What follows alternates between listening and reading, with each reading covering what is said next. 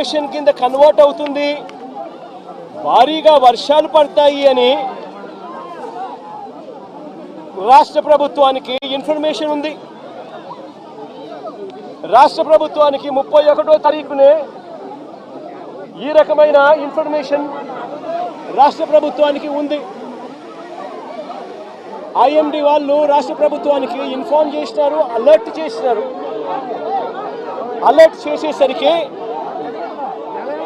ఏ ప్రభుత్వమైనా కూడా ఏం చేయాలి,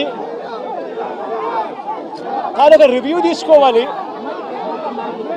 చీఫ్ సెక్రటరీని పిలిపించాలి, ఇరిగేషన్ సెక్రటరీని దాంట్లో భాగస్వామ్యం చేయాలి.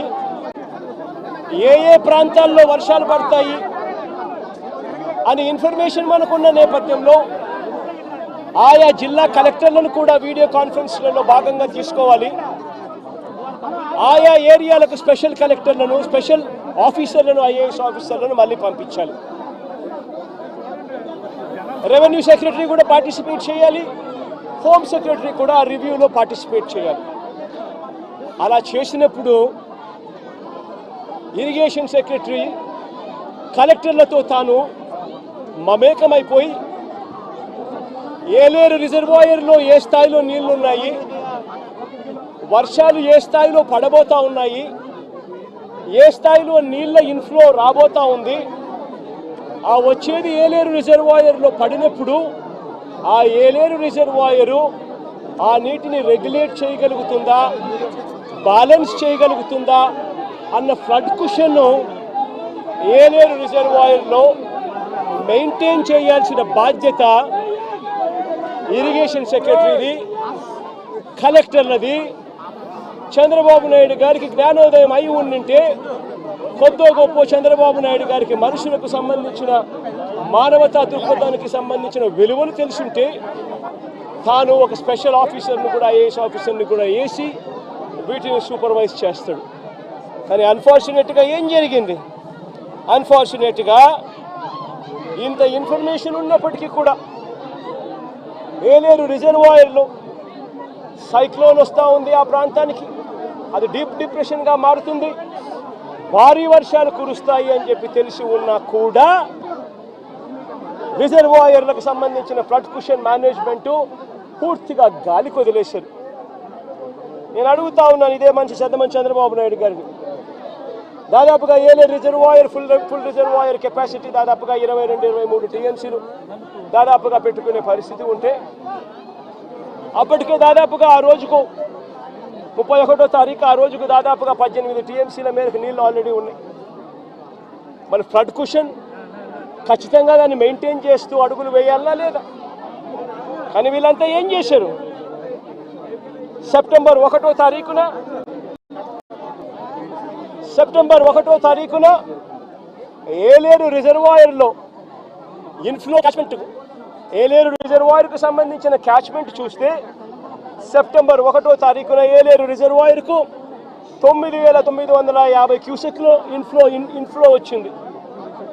మరి బుద్ధి జ్ఞానం ఉన్నవాడు ఆ 9,950 క్యూసెక్లు కిందికి వదిలేయాలి కదా.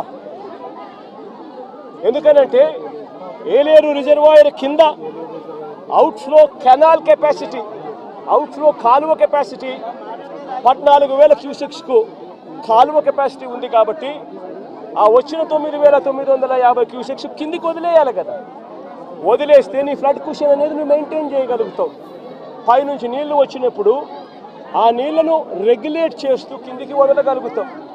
కానీ 9,900 క్యూసెక్స్ 9,950 క్యూసెక్స్ ఏలేరు రిజర్వాయర్లోకి ఇన్ఫ్లో వస్తే సెప్టెంబర్ 1వ తారీఖున ఏలేరు రిజర్వాయర్ నుంచి బయటికి నీళ్ళు ఎంత పంపారో తెలుసా? అవుట్ఫ్లో కేవలం 300 క్యూసెక్స్. సెప్టెంబర్ 2వ తారీఖున 7,033 క్యూసెక్లు ఏలేరు రిజర్వాయర్కి ఇన్ఫ్లో వస్తే వీళ్ళు బయటికి ఎంత పంపించారో తెలుసా? కేవలం మళ్ళీ 300 క్యూసెక్స్. సెప్టెంబర్ 3వ తారీఖున మళ్ళీ ఏలేరు రిజర్వాయర్కి ఇన్ఫ్లో 4,991 క్యూసెక్లు వస్తే వీళ్ళు బయటకు పంపించింది ఎంతో తెలుసా? కేవలం మళ్ళీ 300 క్యూసెక్లు మాత్రమే. సెప్టెంబర్ 4వ తారీఖున 5,045 క్యూసెక్లు వస్తే వీళ్ళు బయటకు పంపించింది కేవలం 300 క్యూసెక్కులు. ఈ మాదిరిగా రిజర్వాయర్ను రెగ్యులేట్ చేయాల్సిన కార్యక్రమం చేయకుండా canal carrying capacity, outflow capacity of the canal ఎటువంటి ముంపుకు గురి కానికుండా 14,000 క్యూసెక్స్ను పంపించగలిగే పరిస్థితి ఉన్నా సరే, మోడర్నైజేషన్ కాస్త కూస్తో సరిగ్గా జరగలేదు కాబట్టి 14 కాకపోతే దాన్ని 10,000 వేసుకోండి. కనీసం ఆ 10,000 క్యూసెక్లైనా కనీసం ఎటువంటి ముంపుకు కూడా గురి కాకుండా పంపించే పరిస్థితి ఉన్నా కూడా వీళ్ళు ఏం చేశారు? పైనుంచి నీళ్లు వస్తూ ఉన్నా కూడా ఏమాత్రం కూడా లెక్క పెట్టకుండా నిర్లక్ష్య వైఖరితో కేవలం 300 క్యూసెక్లు మాత్రమే మొదలుపెట్టారు. ఇలా వదిలిపెడుతూ